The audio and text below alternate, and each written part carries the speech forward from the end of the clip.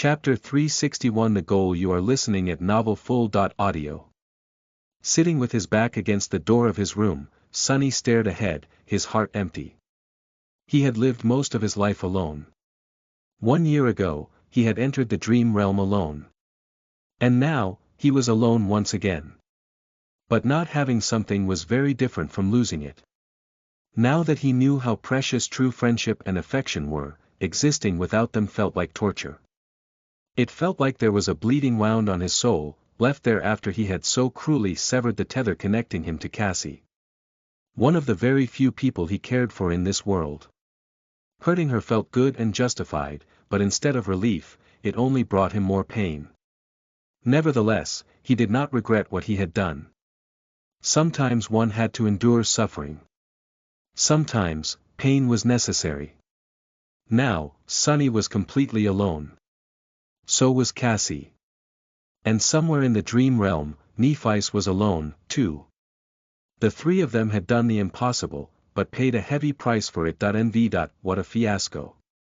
Who would have thought that one day, he would not only escape the forgotten shore, but also become vastly more powerful than he had ever dreamed, only to sit on the floor in a dark room, feeling miserable. With a resentful grimace, Sonny shook his head and sighed. Enough of wallowing in self-pity. He had a lot of things to do. A lot of plans to make. The horrors of the forgotten shore were now behind him, but new threats already loomed in the distance. Firstly, he was now at the mercy of another person. Despite the fact that his master was lost in another world with very low chances of ever making it back, Sonny felt that they were fated to meet again. He didn't know how to feel about that. Or rather, he both desperately longed for Nephice to return and wished that she died. His emotions for her were intense, overwhelming, and an absolute mess. Despite all that, Sonny didn't think that she would die. Somehow, he was sure that Nephice would not perish in the dream realm and eventually make it back. Maybe in a few months, maybe in a few years, but she would achieve the impossible once again and return to the real world. The question was, how? Would she travel to the human territory through the Hollow Mountains, or head in another direction? They didn't know much about what surrounded the forgotten shore from the east, west, and north. He doubted that those places were better than the horrifying, misty mountains, though. That doubt was based on one simple fact. There was no information about them, which meant that no human had ever returned from those regions of the dream realm to tell the tale. Although deadly, Hollow Mountains were at least known to mankind. Chances were, Changing Star would choose to try her luck there instead of venturing into the unknown. Nothing was more dangerous than that you knew nothing about, after all. Unknown. Sonny frowned. That was another problem he had to face, or rather, an opportunity he would potentially be able to exploit. Due to his, fated, attribute, Sonny had stumbled onto the legacy of a creature named Weaver and got a glimpse into the secrets of the gods. What he saw there left him both terrified and breathless. There was a boundless mystery hiding in the ruined land of dreams and nightmares, a tapestry that connected the dead gods, the unknown, the demons, and the nightmare spell together. The former rulers of the dream realm were gone, but the spell remained, and humanity, including Sonny himself, had now become an unwilling part of that tapestry through it. Sonny's most ardent desire was to control his own fate, and he couldn't achieve it without knowledge. Now that he knew what to look for, he had to deepen his understanding of the fate of the gods and the origins of the spell. Who knew, maybe that was where the keys to his freedom were hidden. And then, there were the sovereigns. His face grew dark. Honestly, why is everything so complicated? Why couldn't he just open a memory store, become wealthy and fat, and leave peacefully ever after? That was his plan all along. However, the recent revelations made Sonny doubt the validity of such plans. Judging from what Castor had said, there were some figures hiding in the shadows, ruling over the human world. And not only were they there, but Sonny was also, apparently, unwillingly doing their bidding. He still remembered the warning Nephice had given him once. She told them that there were words that could get him killed simply if he learned of their existence. Well, now he knew a lot of those words. Sovereigns, domains, lineage memories. Was he going to pretend to know nothing in hope that those powerful beings would not turn their gaze to him one day, or was he going to do something to prepare for the day they do?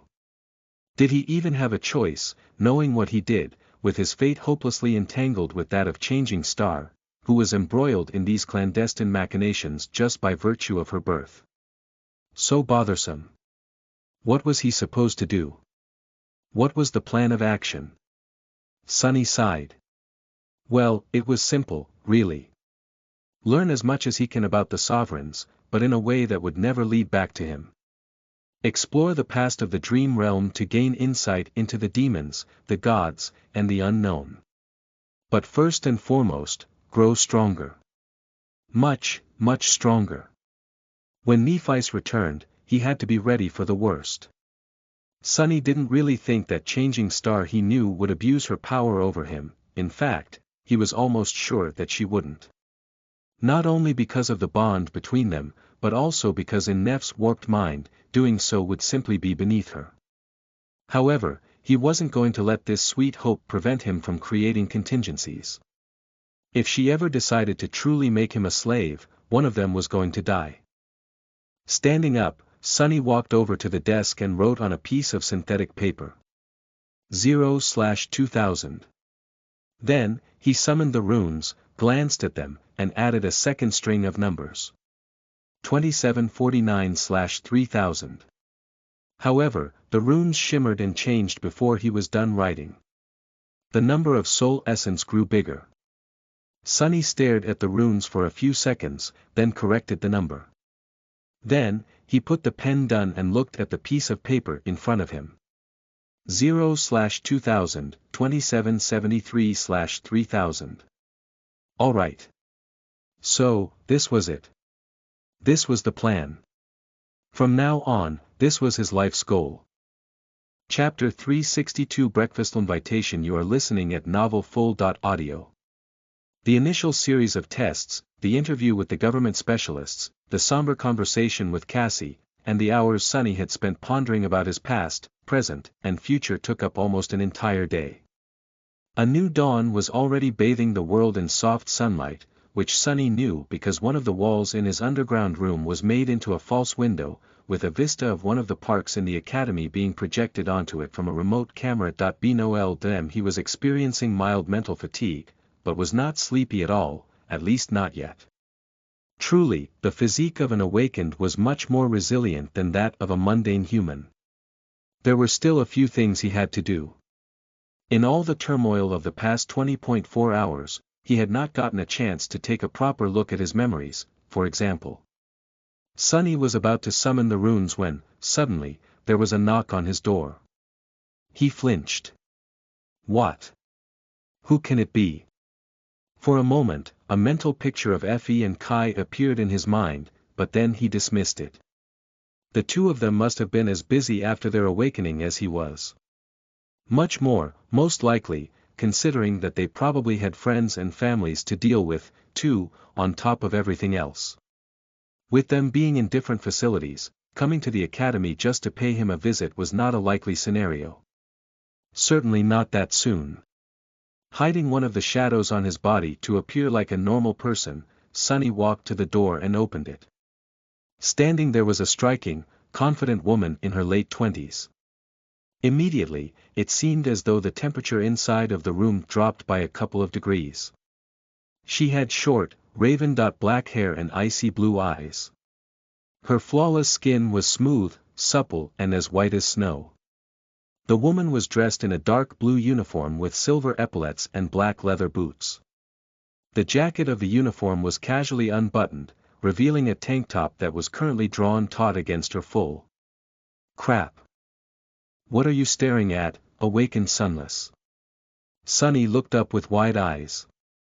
Master Jet. I was just, appreciating your fashion sense.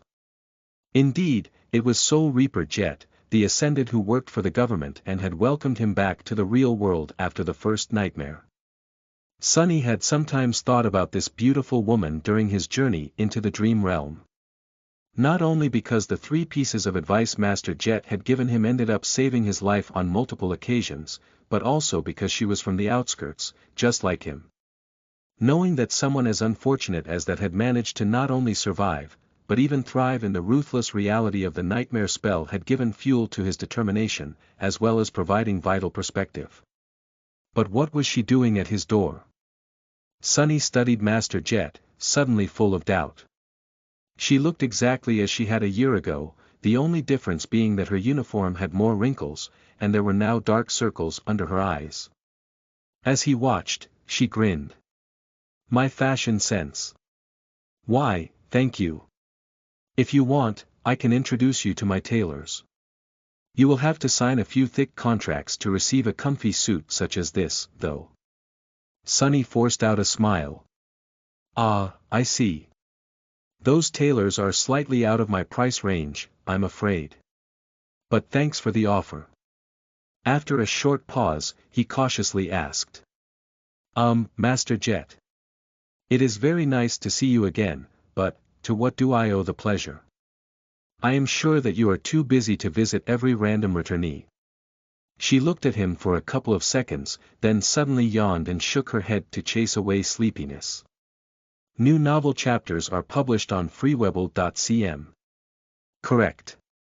But since there's some procedure you still have to go through and we already know each other, I thought that I'd do the honors.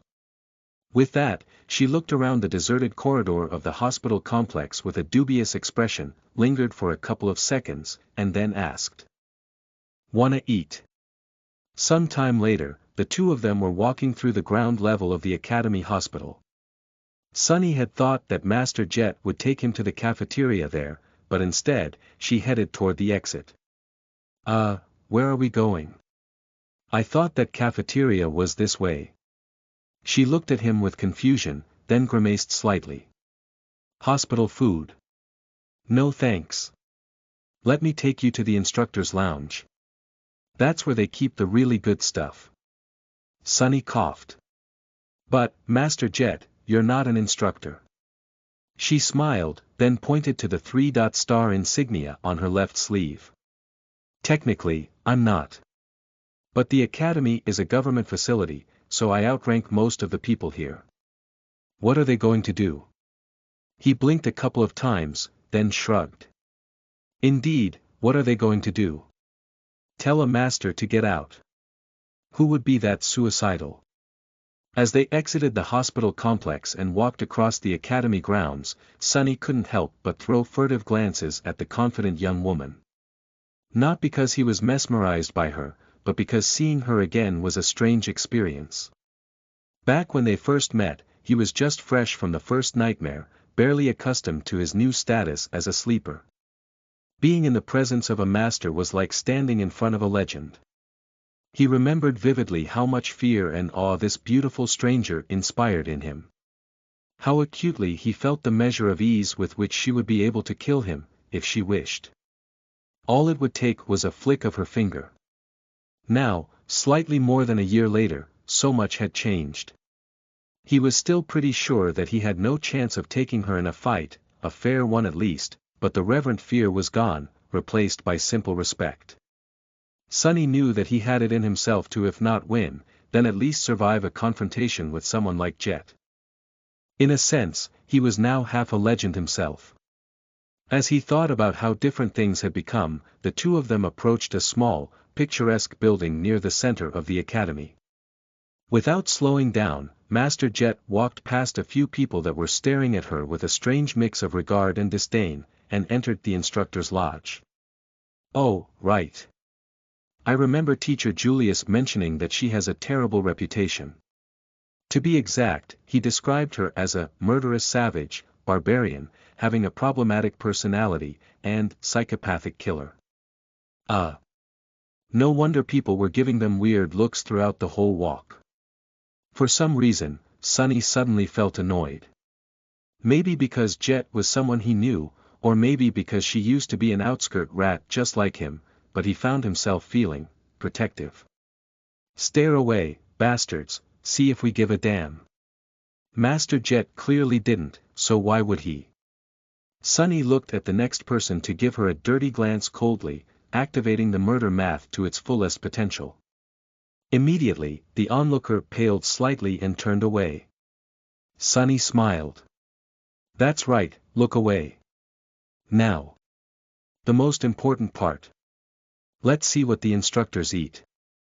Chapter 363 Citizen Sunny. You are listening at NovelFull.audio.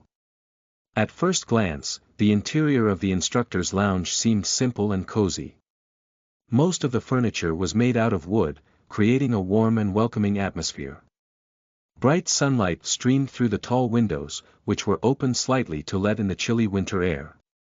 However, his eyes widened slightly when Sunny realized that all the wood around him was natural, not synthetic. Extravagant. Wasteful. Noticing his expression, Master Jet smiled slightly. Let me guess, you have never seen that much real wood in one place. Sunny hesitated, then gave her a nod.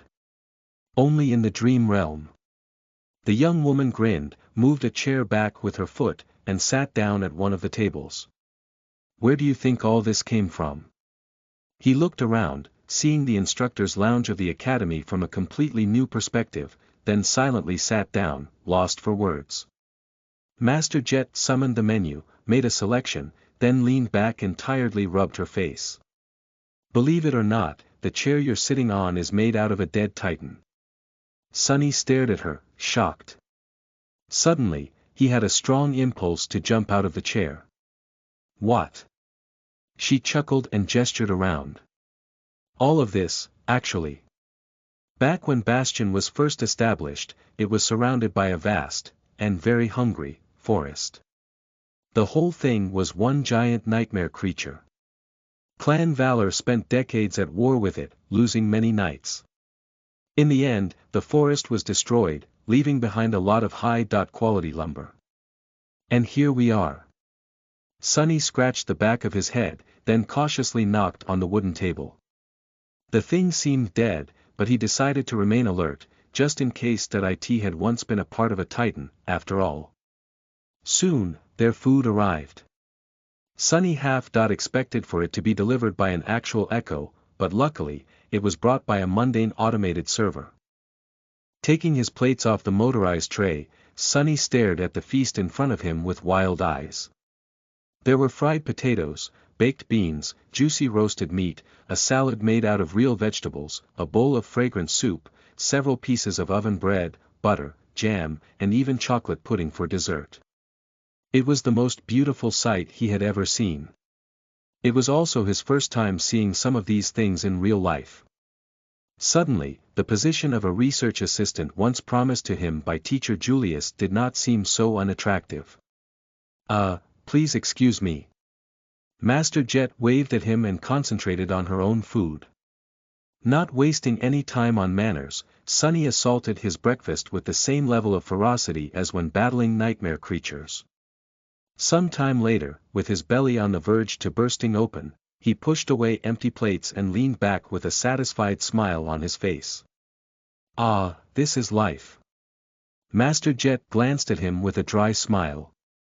What did I tell you? This is where they hide the good stuff. Sunny looked at the empty plates with regret and sighed. Yeah. Although after a year of eating almost nothing except for monster meat, I would have been satisfied even by synth paste. Her smile dimmed at the mention of the most common food in the outskirts. As 2 glasses of beautiful dark tea steamed in front of them, Master Jet sighed, then took out something from the inner pocket of her uniform. It was a small metal box with a sensor on its lid. Placing the box on the table, she looked at Sunny and asked. You must be wondering why I visited you, right? Sunny tilted his head slightly, stared at the metal box for a few seconds, and then answered in a cautious tone. Yes. To be honest, I am very curious. She nodded, then smiled reassuringly. Don't be nervous. It's just a formality, and a very beneficial one, at that. Put your finger on the sensor. He hesitated, then did as she had told. The sensor buzzed for half a minute, and then a small green light ignited on the metal box. With a quiet click, it unlocked. Master Jet opened the box and took out several objects: a slick communicator made out of flexible glass, a memory chip with the government seal etched on its surface, and a small iron badge with 2 stars engraved into it. Pushing them towards Sunny, she lingered for a moment, and then said in a light tone, "Congratulations, awakened Sunless. You are now officially a citizen. Of the 7th rank, no less." Her words struck Sunny like a hammer. Silent, he stared at the 3 objects in front of him, his face not betraying even a hint of emotion. A citizen. Back in the outskirts, people lived and died dreaming of becoming one of the true citizens. That simple word hid so much meaning. Access to proper food, human rights, and better life. To all the things that none of them really had. To having a future. Very few of these people had ever gotten the chance to hear the word citizen in connection to their name. Being poor and lowly only led to becoming destitute and falling to the bottom. It rarely led to rising higher, let alone soaring to the peak. And here he was, not only becoming a citizen, but even jumping over all the steps and arriving at the very pinnacle of the social hierarchy in one go. Not just a citizen and not even one of high rank, but of the highest. 7th rank, there's literally nothing higher. Finally, his expression changed, becoming grim. Looking up at Master Jet, he asked in a somber tone. "I get it that I would be made a citizen after awakening. But, 7th rank. Isn't that a little too much?" Master Jet laughed. "Sunless, you don't really know what you did, do you?" Sunny looked at her without humor, then said. "I'm pretty sure that I do, but please, enlighten me." She shook her head and sighed. "Listen, of all the sleepers that had returned from the dream realm in the last few years, there are only 5 whose files were marked as SS. And you are one of them." Chapter 364 SS Class Sunless. You are listening at NovelFull.audio. Sunny stared at Master Jet, a strange expression frozen on his face. After a while, he asked. That's great, but what the hell does SS mean?" She smiled and sipped her tea, looking at him across the table. Placing the cup back down, she then shook her head slightly and said. "The government, and the powerful legacy clans, of course, keeps track of every awakened in the world. That shouldn't be a surprise for you, right?" Sunny slowly nodded. "Yeah, that makes sense." Master Jet shifted slightly, then continued. "Firstly, because every awakened technically has a duty to respond when a gate opens near their location, that's what the special communicator is for. In exchange for all the privileges we receive, we have to protect this world from the nightmare creatures." A dark grimace appeared on her face. "Of course, realistically, no one can force you to actually fulfill that duty, or at least no one is going to. Many awakened turn around and run as soon as they receive a gate crisis alert." Sunny grimaced. On one hand, he understood such a reaction perfectly. Why would they want to risk their lives for random strangers? Not every awakened was good in a fight, too. Not everyone was like the artisans of the Dark City, who had gone into battle side by side with those dreamers who possessed combat aspects. But on the other hand, the idea of running away while monsters were devouring mundane humans and wreaking havoc in the real world simply rubbed him the wrong way. It seemed as though Sunny had somehow developed a bit of pride in the past year. He didn't want to run from the nightmare creatures and capitulate to the spell. He might have even been infected with having morals. Better squish this lunacy fast. Oblivious to his thoughts, Master Jet continued. Secondly, newly awakened are monitored because everyone wants to recruit the best of them. Talents need to be nurtured, and for that, they need to be recognized first. So the most promising awakened receive a mark on their file. Usually, it's SA, or simply S. Do you know what that means? Sunny shook his head. She grinned. SA means strategic asset. There's not a lot of awakened who are considered to be important enough to be assigned that designation. Having one means that you are viewed as a person who can potentially be important to the very survival of humanity, or at least make an impact on the global scale. Simply put, it's either someone whose aspect can be extremely useful to society or someone who has a high chance of becoming a master, maybe even a saint. Master Jet took another sip of tea, then gestured lazily at herself. Like me. Not to brag, but people with the S designation are few and far between. That's why we usually receive a lot of attention and support from either the government or the legacy faction we decide to align with. But here comes the best part. She grinned. Currently, everyone is running around and foaming at their mouths because of you guys. All 100 of those who returned from the Forgotten Shore were marked as strategic assets. That is an unprecedented event in human history. A sudden appearance of 100 powerful awakened is not that important in the grand scheme of things. But if those awakened all have a very high chance of becoming masters, maybe even saint, that would be enough to completely shatter the current status quo. Sunny stared at her, thinking. Up until now, everything that he heard was in accordance with how he had imagined things to be. But, I get it. However, what's that about me being marked as SS? What does SS stand for? Master Jet nodded. I was about to explain. Above those marked as strategic assets, there are those marked as special strategic assets. SSA, or SS for short. This designation is even rarer. Actually, very few people had ever gotten it. What it means is that you are considered to have a very high chance of becoming a saint. You know how rare transcendent are, right? So, of course, everyone now wants to be your friend. Including the government. Hence the 7th rank citizen status. She looked at him with an apologetic smile and added. Granted, out of the 5 people with the SS designation, you are the least outstanding. No offense. Sunny glanced at her and smiled slightly. None taken. Who are the other 4? Master Jet shrugged.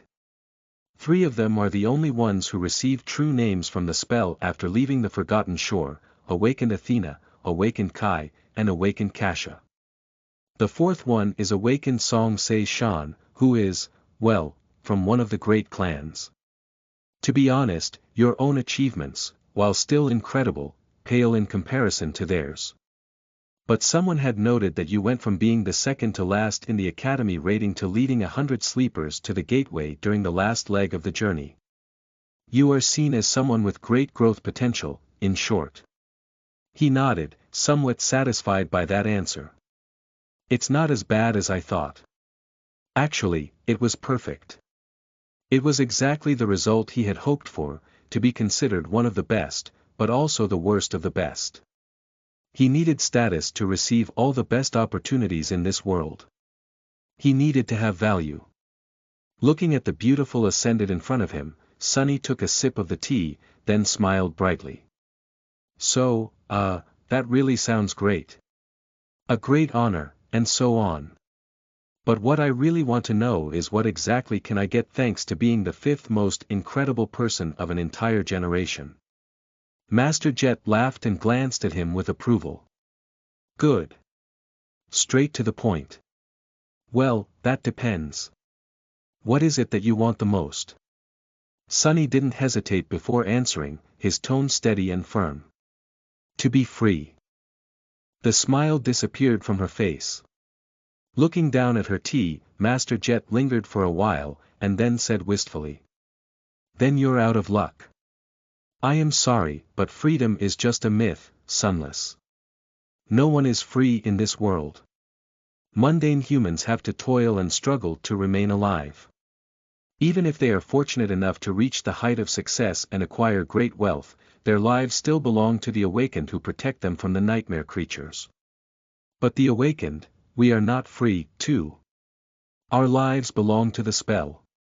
She paused, then added with slight sadness.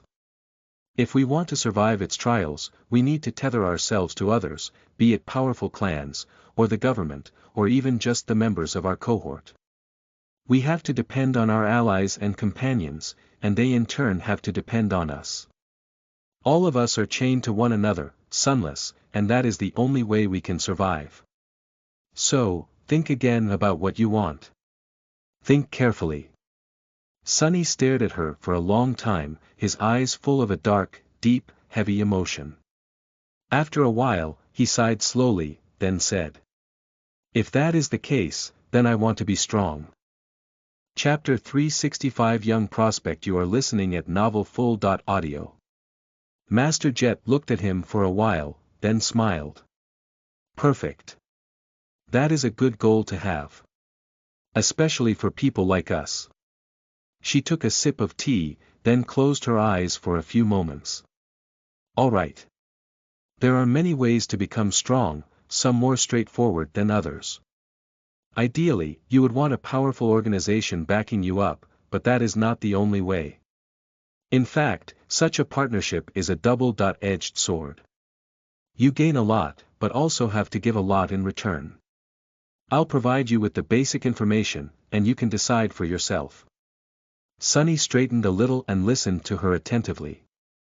Master Jet thought for a few seconds, and then said, "In this next few days, you will have to decide what citadel to go to. That is not the same as joining a faction, but closely tied to it.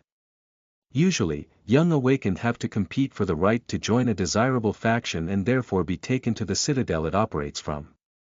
Your case is different, though. Everyone wants you, and I mean everyone. So you can pick any of the human citadels in the dream realm to call home."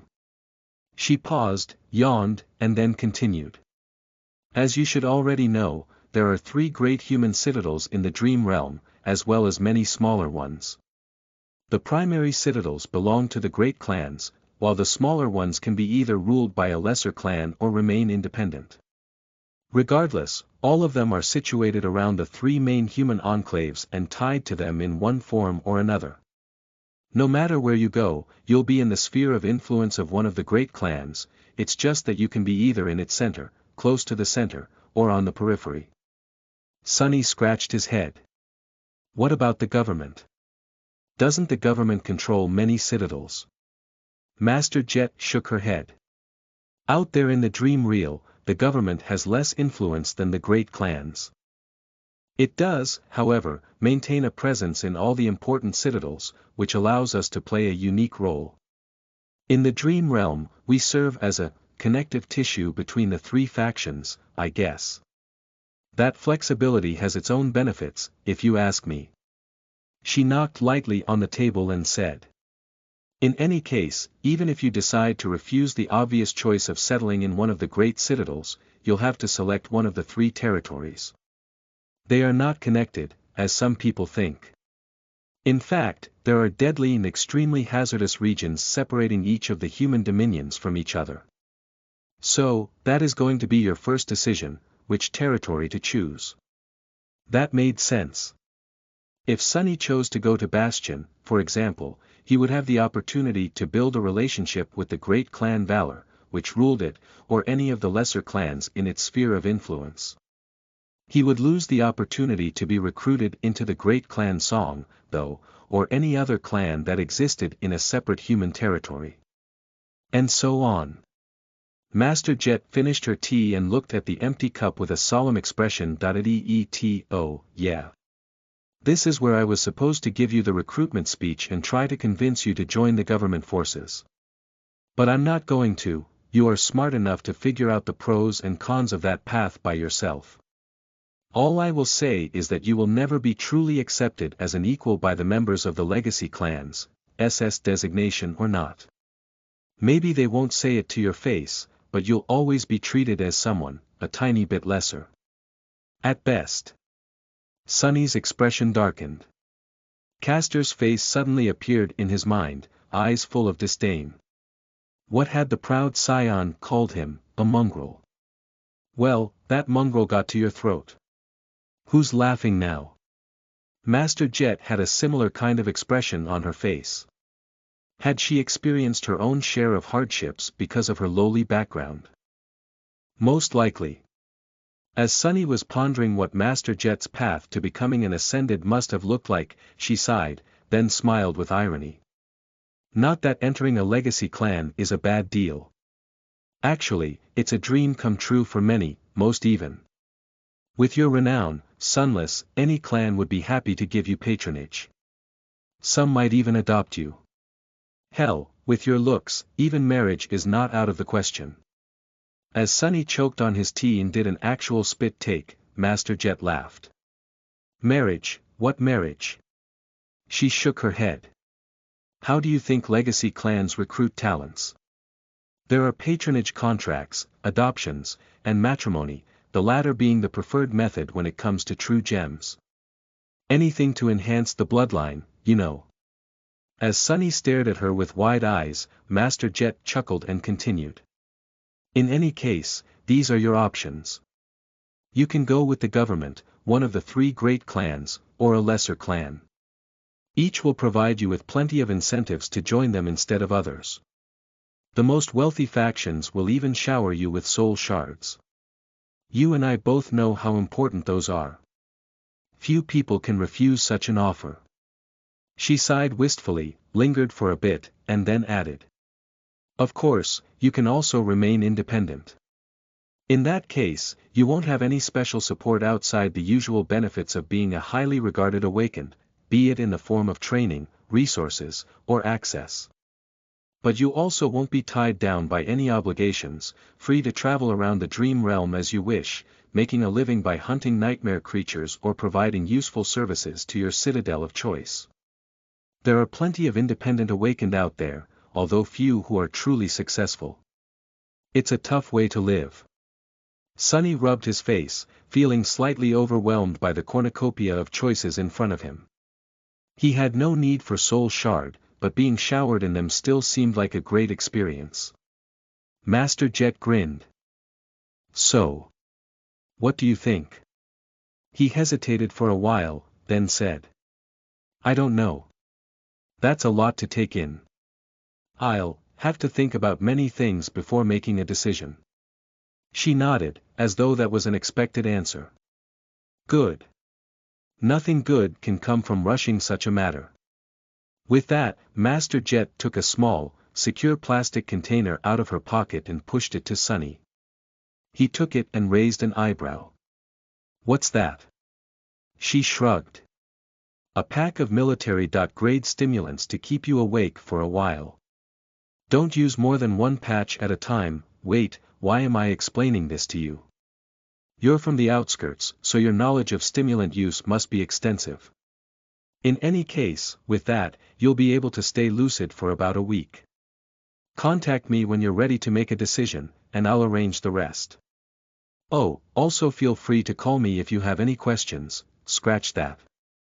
Not any questions, just important ones. She stood up, stretched a little, and gave him a little smile. Well, it's been nice seeing you, awakened Sunless. You did well, staying alive out there. Warms my heart to know that another one of us did. I'll be off, then. Time waits for no one, and all that. She turned around to walk away, but Sunny stopped her. Master Jet. She glanced at him in confusion. Yeah. Sunny hesitated for a bit, then raised his newly issued, expensive, slick communicator. I don't have your contact. Master Jet stared at him for a while, then grinned. Want to get my number, huh? Feeling his ears turning slightly red, Sunny coughed, but then took hold of himself and said with an easy smile. Yes. How else am I going to call you when I've made a decision? The beautiful woman shook her head, then took his communicator and entered her contact information into it. Returning the communicator to Sunny, she looked at him and said. Can't wait to hear from you, awakened Sunless. See you later, then. With that, Master Jet walked away, leaving Sunny alone at the table. Looking around, he sat in silence for a while. Finally, he said quietly. I wonder, can I get another of everything I ate? That'd be great. Chapter 366 Lessons of History. You are listening at NovelFull.audio. Some time later, Sunny exited the instructor's lounge. The clear winter day welcomed him with chilly wind and tiny snowflakes dancing in the sunlight. Despite being dressed very lightly, his skin was covered only by the soft fabric of the simple training suit provided to him by the staff of the Academy Hospital complex. Sunny did not feel too cold. That's being awakened for you, I guess. If it had been a year and a few months ago, he would have been desperately searching for shelter, hoping that he would not freeze to death overnight or, even worse, get sick. But now, Sunny felt great. He wasn't even uncomfortable. Pulling down his sleeves to hide the serpent tattoo, he inhaled the cool, perfectly filtered air, smiled, and started walking. Decisions. The conversation with Master Jet had been useful, but left him with more questions than answers. Each of the choices presented to him had alluring benefits, but also very serious drawbacks. Great clans, lesser clans, government, or independent. Sunny tried to imagine himself as a legacy and silently shook his head. All that prestige, all that wealth, the admiration of the masses, being a legacy meant being a part of the nobility, the elite above all elites. It was the exact opposite of what Sunny had been all his life. But who said that he had to remain the same in the future? From a pauper to a prince, that would be a nice transformation. Lord Sunless, that had a nice ring to it, didn't it? There were serious disadvantages to making such a choice, of course. Working for the government offered its own advantages, but at the cost of not receiving as much funds and resources, while being tied down by too many obligations. Both times Sunny had met Master Jet, she seemed busy and overworked. He couldn't imagine pursuing his goals with such a schedule. One of the functions of the awakened forces in service to the government was hunting down rogue members of their own kind. Awakened were people, after all, and there were criminals among them, too. Especially because many were traumatized and driven to the edge of madness by their experiences in the nightmares and the dream realm. If Sunny could absorb the essence of those humans he killed like all the other awakened, that path could have offered him a faster track to saturating his cores. But as it was, he didn't see himself putting on the uniform, unless there were new gates opening every day, thus providing him with the endless supply of nightmare creatures to hunt. By the way, how many gates were opening in a given year, on average? Suddenly, Sunny realized that he had no idea. The propaganda never mentioned concrete numbers, only the fact that Valiant Awakened had the situation under control. Did they, really? The last option was to remain independent.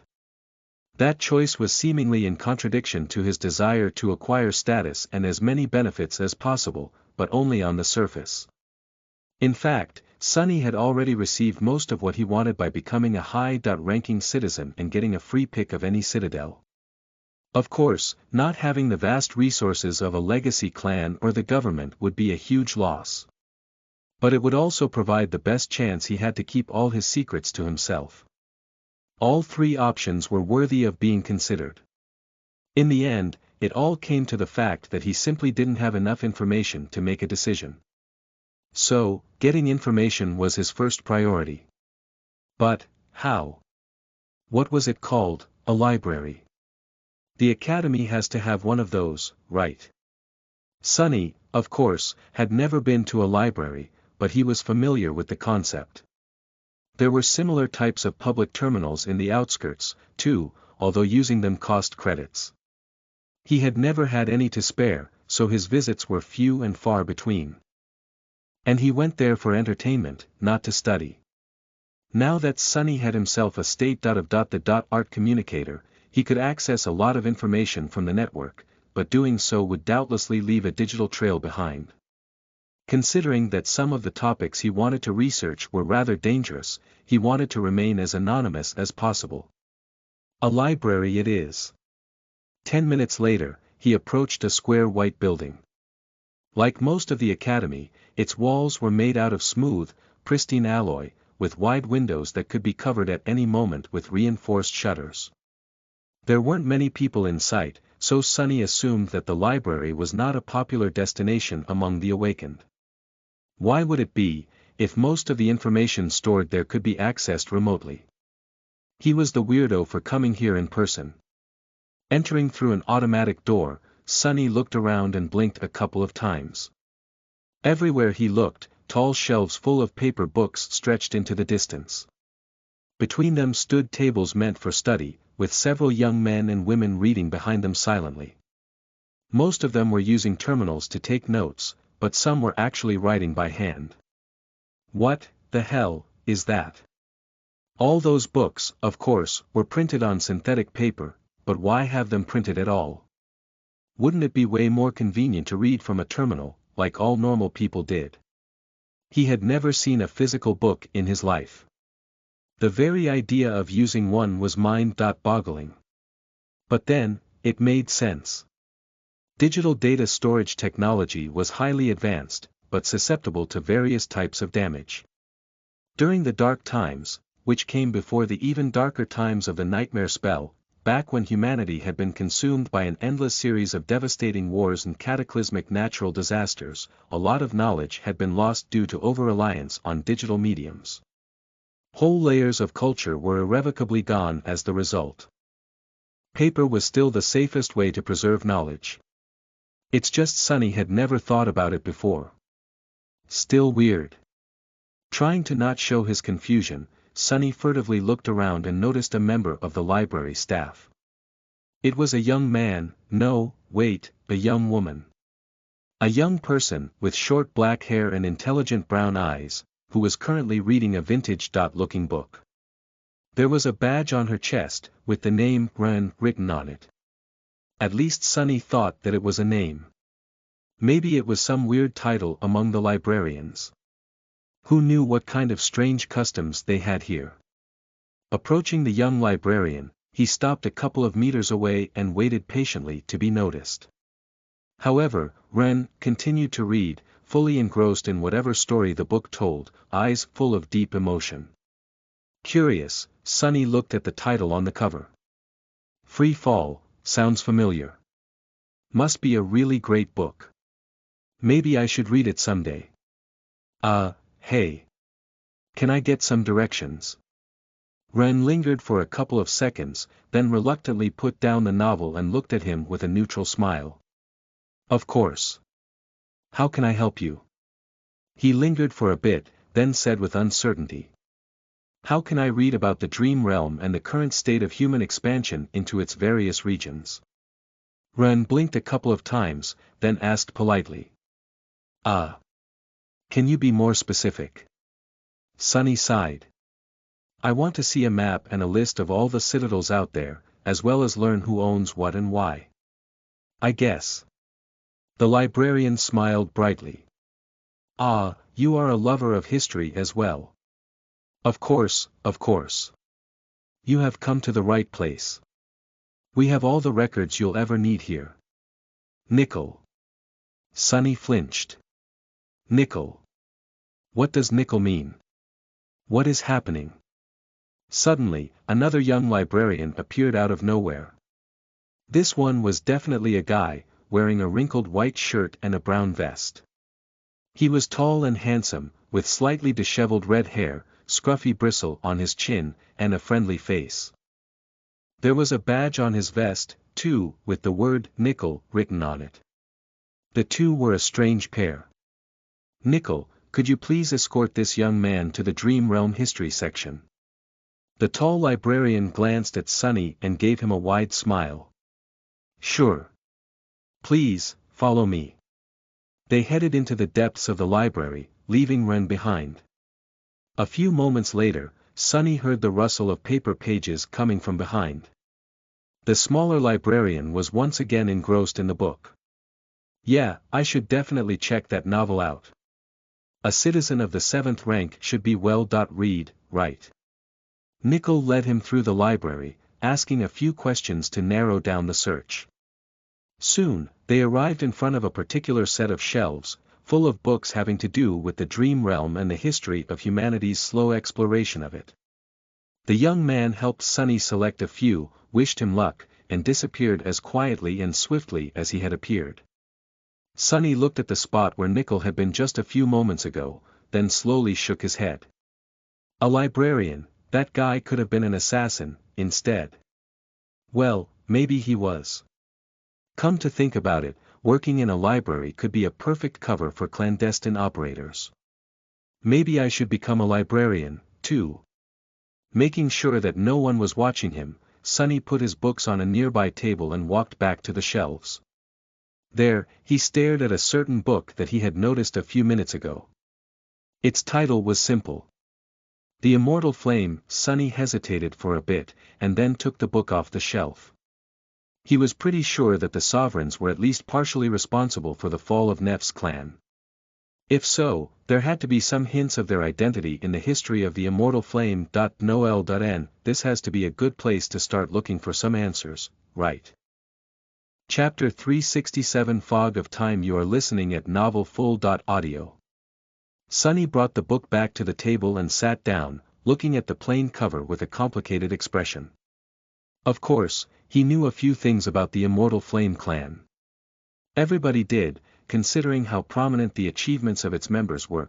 Even though Sonny missed out on receiving a proper education, the legendary figures of Changing Star's father and grandfather had long ago found their way from the pages of history into the popular culture.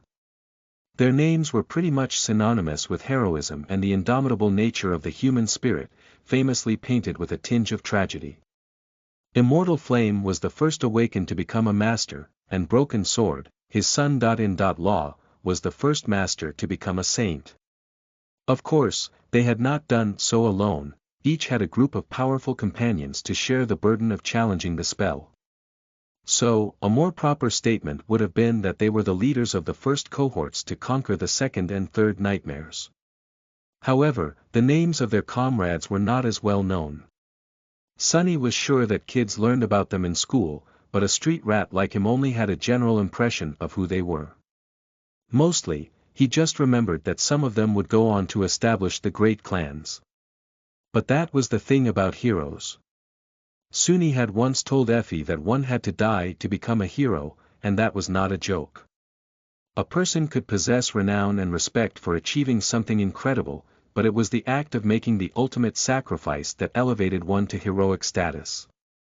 That's why the Immortal Flame clan was revered much more than the other great clans, not only because the leaders of those cohorts came from it, but also because it had a tragic end. Or had it?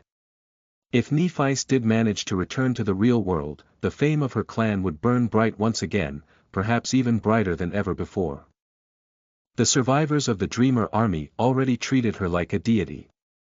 With a sudden frown, Sonny awkwardly opened the book and started reading. Accustomed to reading off a screen, he struggled for a bit with the printed text, but then quickly got used to it and engrossed himself in the illustrious history of the famed clan. The first part was dedicated to Immortal Flame himself, and although it was interesting, there was not a lot of information there that Sonny could use. He already knew that Nef's grandfather had been among the first wave of people infected by the nightmare spell, and that he fought against the nightmare creatures during the initial mayhem that followed its appearance. Back then, millions of people were suddenly thrust into the first nightmares and died, resulting in millions of nightmare creatures entering the real world. Of course, almost all of them were only of the dormant rank, but even that turned out to be too much for the armies of the already reeling humanity to handle. Whole nations were destroyed, and for a while, the planet was submerged into absolute chaos. It was only thanks to people like Immortal Flame, who had not earned his true name yet back then, of course, that the situation changed. There were those who had survived the first nightmare, then entered the dream realm and carved their path to gateways. After returning to the real world, they united and fought back against the tide of nightmare creatures, eventually establishing a new world order. The one that existed to this day. They were tough people. Becoming an awakened was hard enough even today, with all the accumulated knowledge about the spell being freely accessible to everyone. Back when it first appeared, people like Immortal Flame didn't know anything. They didn't know what an aspect was, how many ranks and classes of the nightmare creatures were there, what they meant, what the memories and echoes were, what a gateway was. Most important of all, they didn't even know if saving humanity was even possible. And yet, somehow, they learned and fought back. Sunny couldn't imagine how dark and hellish that time must have been. Truly, they deserved his respect. But, sadly, they didn't deserve his time. At least not now. He had much more pressing things on his plate, so Sunny just skimmed through the pages describing Immortal Flame's life, his eventual triumph over the second nightmare, and heroic death. The legendary master died defending the evacuating cities from the onslaught of terrible creatures that entered the real world through a Category 5 gate. That happened just a year or so before Sunny was born, and had cost humanity an entire continent. It was also the event that led to Nef's mother becoming hollow, although that tragedy was not described in the book in great detail. All that was said about it was that Smile of Heaven died during the disaster while protecting civilians. Sunny sighed, then concentrated on reading about Broken Sword. Nef's father was not a legacy by birth. In fact, he came from a very humble background, and rose from absolute obscurity to the very pinnacle of prominence thanks only to his talent and battle genius. He was a pauper who had won the heart of a princess and became the heir of the most venerated clan in human history.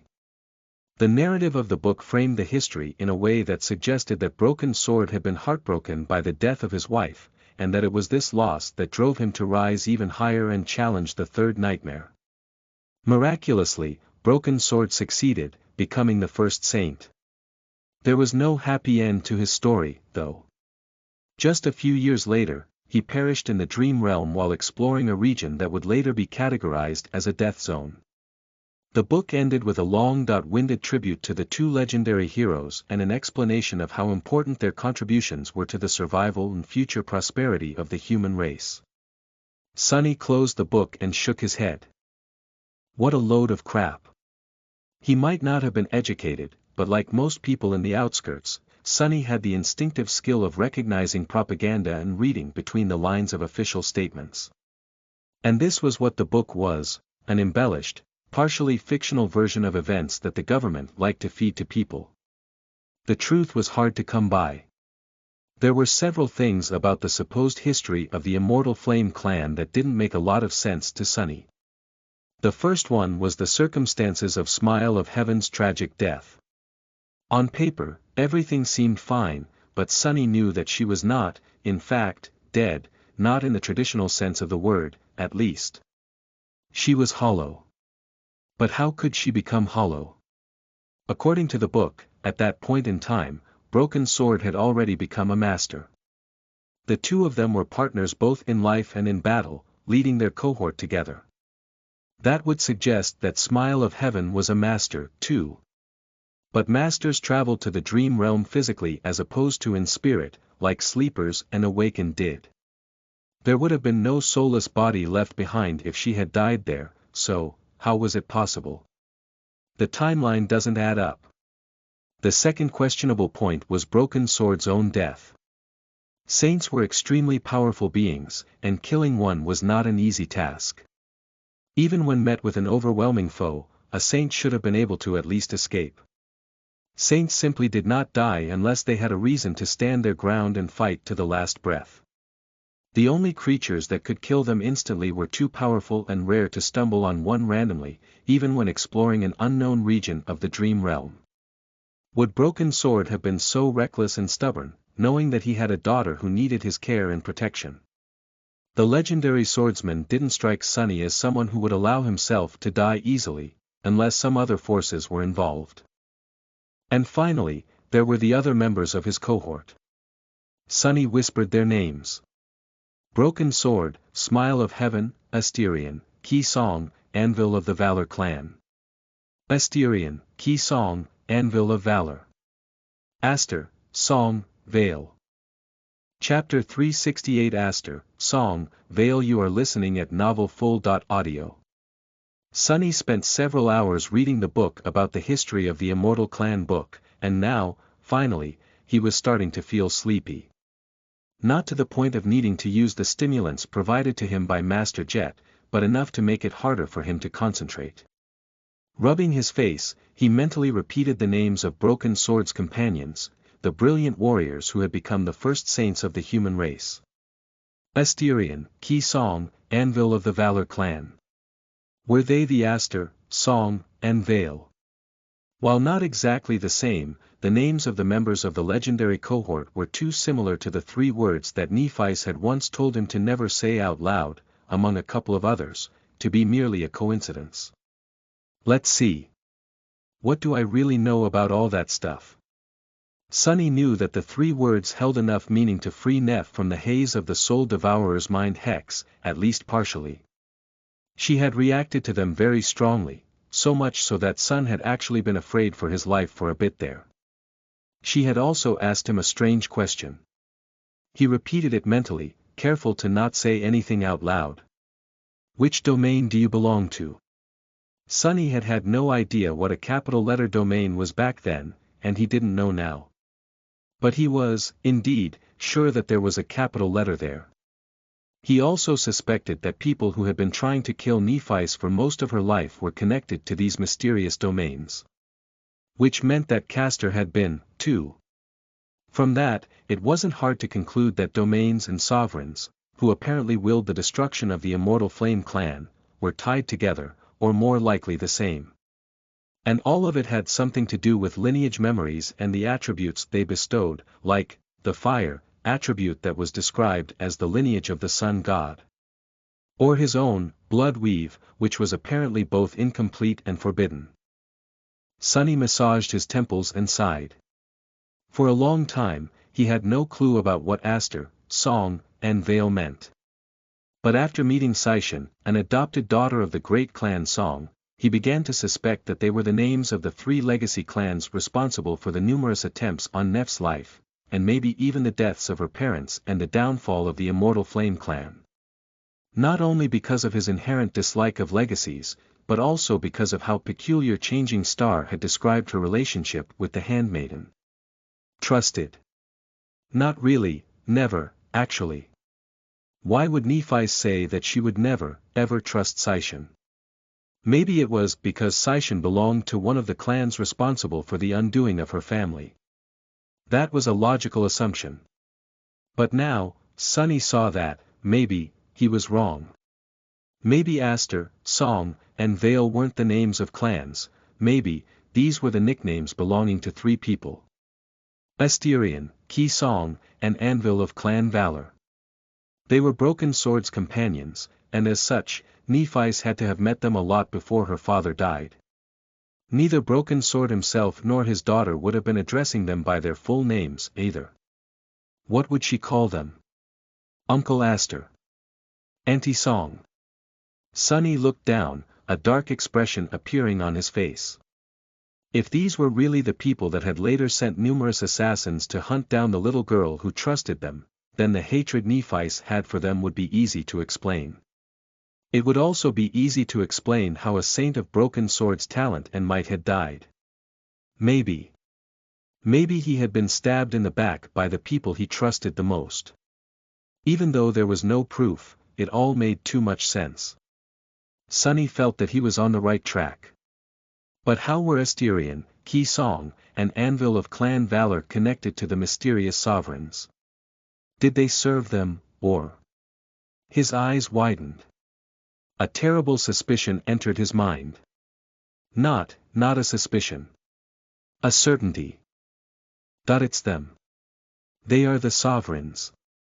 The revelation hit him like a hurricane squall, too vast to comprehend all at once. And the key to it was a simple sentence that Nephis had once told him while overwhelmed by intense emotions. How did he miss it? Back when they had their falling out in a deserted alley of the outer settlement, Neph said. You think Gunlog can stop me? You think a fallen terror can stop me? Those 3 ghouls can stop me? No, Sunny. Nothing will stop me. Anyone who dares will die. I'll kill them all. She had listed her enemies. She listed them in the order of magnitude. First Gunlog, then the Crimson Terror. And then, the Sovereigns. 3 ghouls. Aster, Song, and Vale. Just as he was trying to cope with that idea, another frightening realization appeared in Sonny's mind. He shuddered. Recalling another thing that Nephi had said, he then mumbled quietly, "No, I won't be the first one to conquer the fourth nightmare. I will be the first one to conquer every nightmare." Back then, he had understood her as wishing to be the first one to beat the fourth nightmare, as well as all the rest. But her words could have been interpreted in a different way. Among the awakened, there was a general agreement that the names of the ranks were not coincidental. Many people thought that the words used by the spell described the ascent toward godhood, or the descent into profanity, as far as nightmare creatures were concerned. In many ways, these two paths were reflections of each other. A person of a third rank was described as ascended, since they were rising above their human nature. A creature of the same rank was called fallen. This step had to do with ascension, or the opposite of it. A person of the fourth rank was described as transcendent, since they had transcended the mundane and assumed some qualities of the divine. A creature of the same rank was called corrupted. This step had to do with transformation. It was no coincidence that the aspect ability the saints received was called a transformation ability, after all. The next step also had a special meaning to it. It represented authority and reign. Be it supreme or great, beings of that level were meant to consolidate their power and exert it upon the world. The fifth step of the class hierarchy was much the same, allowing nightmare creatures to create and control armies of lesser minions. Such creatures were called tyrants. What would a human who had reached the supreme rank be called, then? Sonny trembled. A sovereign. Nephi had not meant that she would not only be the first human to conquer the fourth nightmare, but also all the rest. She had meant that she would be first to conquer the fifth, the sixth, and the seventh. Because the fourth nightmare had already been conquered. Gods. Key of the Great Clan Song, Anvil of the Great Clan Valor, and a person called Esterion had conquered it. And Broken Sword of the Immortal Flame. Broken Sword had been mysteriously killed in the process. Aster, Song, and Veil had returned from the fourth nightmare wreathed in new authority, while Broken Sword perished. What was a domain? Possibly the expression of the fifth aspect ability they had received, a special one, just like the special transformation ability the saints possessed. And, for some reason, they had chosen to keep their accomplishment a secret, instead exerting their influence on humanity from the shadows. Wasn't it strange, that their names seemed to practically disappear from the pages of history after Broken Sword died? They, too, were the first to become saints, after all. Not if they had chosen to keep them hidden. Wasn't it strange that Castor of Hanli clan seemed so loyal to the mysterious sovereigns who had ordered him to kill the last daughter of the Immortal Flame clan? Not if they were the real power behind the great legacy clans, to which his own lesser clan was beholden. Wasn't it hard to believe that there were words that could kill just by becoming known to a person? Not if those words were the names of the three supreme rulers that preferred to remain nameless. Sonny moaned slightly, then covered his hands. Crap. Crap. Crap. Why did I have to go and get myself involved in all this crap? He had a feeling that his life had just become much more complicated. Chapter 369 Hidden Forces. You are listening at NovelFull.audio. Sonny spent some time staring at the pile of books in front of him with a dark expression. After a while, he sighed heavily. So, there were hidden forces out there that exerted influence over the entire human race. The authority was as invisible as it was frightening. And now, he knew their names. The sovereigns were at least as powerful as the government, or maybe even more so. The exact relationship between these two hegemonic powers, one official, the other secretive, was not clear, but for now, knowing the full extent of the authority resting in the hands of the sovereigns was not that important. However, it was important to know that the world was not at all as he had imagined. It was much more dangerous. Why? Because if there was one thing that all wielders of authority shared, it was the animosity toward others encroaching on their power. That was just human nature. Among the strong, only one entity could be the strongest. And so, that entity was always apprehensive of others growing stronger. Bosses of criminal gangs in the outskirts were always paranoid of their lieutenants usurping them, and tended to violently get rid of those who were too successful. In the Dark City, Gunlog reigned with an iron fist, destroying anyone who dared to be strong without submitting to his rule. And sovereigns would be much the same. Since Sunny was already powerful beyond reason, for a person of his age at least, and had an even more frightening potential, the sovereigns would never allow him to exist outside their control. Luckily, they did not know the true extent of his strength yet. But since his main goal was to become stronger, as strong as he possibly could, as fast as he possibly could, to not fall behind Nephites, that was going to be a problem. Suddenly, some things about the awakened society became more clear. A long time ago, Sunny had learned that Master Jet had no chance of ever becoming a saint. Apparently, one had to have a team of outstanding companions and a lot of support to attempt conquering the third nightmare, and she lacked both due to her problematic personality. Would sovereigns allow someone outside their grasp to become a saint? Most resources and knowledge about the Dream Realm belonged to the legacy clans, especially when it came to anything having to do with higher ranks. And the clans were controlled by the sovereigns, which basically meant that they could prevent anyone from becoming a saint simply by refusing their support. How many talented masters like Jet were being suppressed from growing more powerful because they didn't serve one of the supremes? There were a couple of saints serving the government, at least. Whom were they really loyal to? Hate it. I hate it so much. Of course, Sunny knew that all of this was just his conjecture. And yet, one thing was certain. The choice presented to him by Master Jet was not as straightforward as he had thought. In truth, he wasn't deciding between the great clans, the lesser clans, the government, and independence. He was deciding between entering into the service to the sovereigns or refusing it. And that choice was strained even further by his connection to Changing Star. Damnation. With a sigh, Sunny stared at the bookshelves surrounding him, and then stood up. He had to get a few more books to read. Many hours later, he tiredly put the last one away and rubbed his face. Now that he had absorbed a lot of knowledge about the current geography and situation of the Dream Realm, a seed of a plan began to form in his mind. However, he still needed more information. He wouldn't be able to find it here, however. For that, he would have to visit an old acquaintance. One thing he did find, nevertheless, was a bit more information about the sovereigns. Asterion, Ki Song, and Anvil of Valor. The last one was possibly the most renowned. An heir of the great clan, he was mentioned many times in the texts describing the human expansion into the northern territories of the Dream Realm, as well as the history of Bastion, one of the 3 central human citadels in the Dream Realm. In fact, he had apparently been responsible for slaying the Titan whose remains were then used to create the chair Sunny was currently sitting on. Strong. Later, though, the traces of Saint Anvil disappeared. There was no mention of his death, but the reins of clan valor were now in the hands of his cousins, at least officially. Ki Song was only slightly less famous.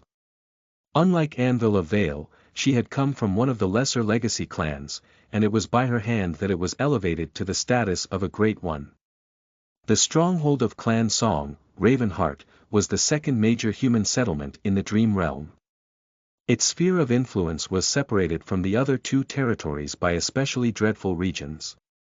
The border with the Valor clan was especially deadly, but also rather thin. From what Sunny was able to learn, Ki Song was still the ruler of her clan, although she rarely appeared in public. She was known as a benevolent and charitable person, but that was pretty much all the information he could find. It seemed that it was her adoptive daughters who mostly acted on her behalf. Saishin was one of them, although she was trapped on the Forgotten Shore for too long to be mentioned anywhere. And lastly, there was a man named Asterion. He was the most mysterious of the 3.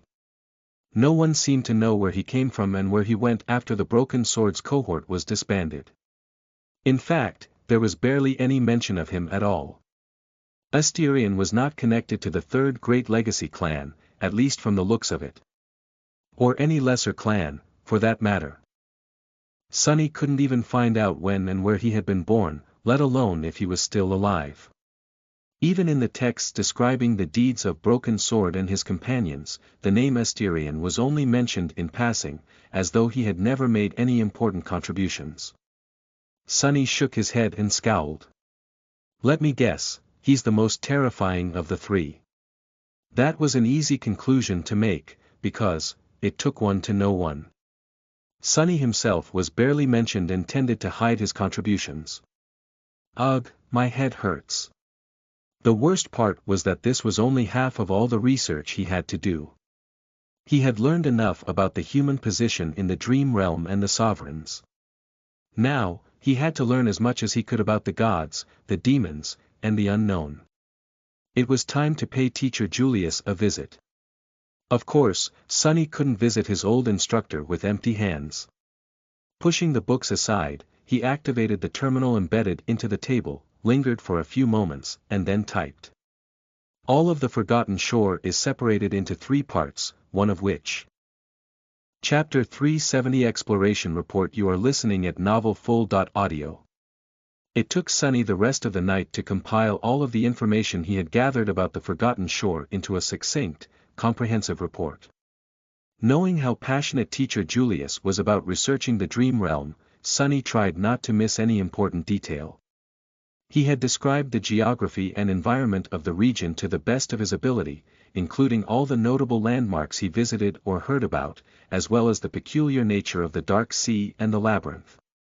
He also described most of the nightmare creatures he had seen, met, or fought, writing down everything he knew about their powers, behavior, and weaknesses, writing through the lens of his own experience where he could. When possible, he included the information received directly from the spell, complete with the descriptions of memories and echoes he knew about. Of course, he provided those texts both in the human tongue and in the runic language. Lastly, he had written down the results of his exploration and studies into the history of the Forgotten Shore, describing in detail every engraving, every mosaic, and every mural he had seen. He also added his theories about what had happened to the ancient civilization, as well as his observations on how the ancient people of the Forgotten Shore had lived before the fall. Of course, there were things that he had kept to himself. Sunny omitted anything having to do with the nest of the vile thieving bird, the Weaver, and the underground chamber beneath the ruined cathedral. He did not mention the Stone Saint, firstly because he wanted to keep her existence a secret, and secondly because she was connected to the unknown. He also avoided mentioning his battle against the coral golems and the banishment of the Cursed Sea, as well as the eventual fate of the Crimson Terror and the destruction of both the artificial sun and the spire itself. As far as everyone was concerned, Sunny had left through the gateway with the rest of the dreamers. No one had paid attention to his whereabouts in those last minutes, and he wanted to keep it that way. Well, no one except for Effie and Cassie, but he was reasonably sure that they would be discreet about certain things. And even if they failed to keep their lips sealed, Sunny had ways to explain his actions without revealing the truth. Finishing the report, Sunny leaned tiredly on the back of his chair and glanced at the screen. There, a long title was shown. Exploration Report on the Forgotten Shore, by Awakened Sunless. I think that's good enough. Sunny had no idea how to write an academic paper, or a proper field report, for that matter. So he had written and structured this document in a way that would have been the most helpful for his younger self a year ago, when he had entered the Forgotten Shore without knowing anything about it. A manual such as this would have made so many things easier. With a sigh, Sunny sent the report to his communicator, then turned off the terminal and stood up. Stretching his tired body, he swayed a little and yawned. It was already 2 days since his return to the real world, so the fatigue was slowly accumulating. Soon, he would have to start using the stimulants provided to him by Master Jet, but that moment had not come yet. Sunny walked away from the table, then hesitated a little and came back. Picking up several books from the orderly pile, he returned them to the proper shelves.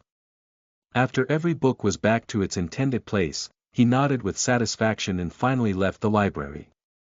What a fascinating place. I like it there.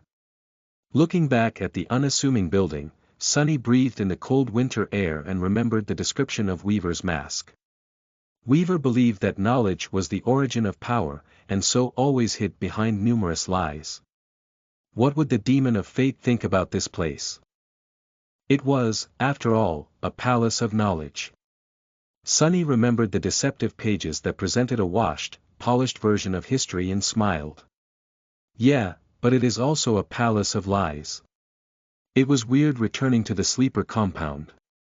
The low, fortified building was much like he remembered, only weighed down by more snow.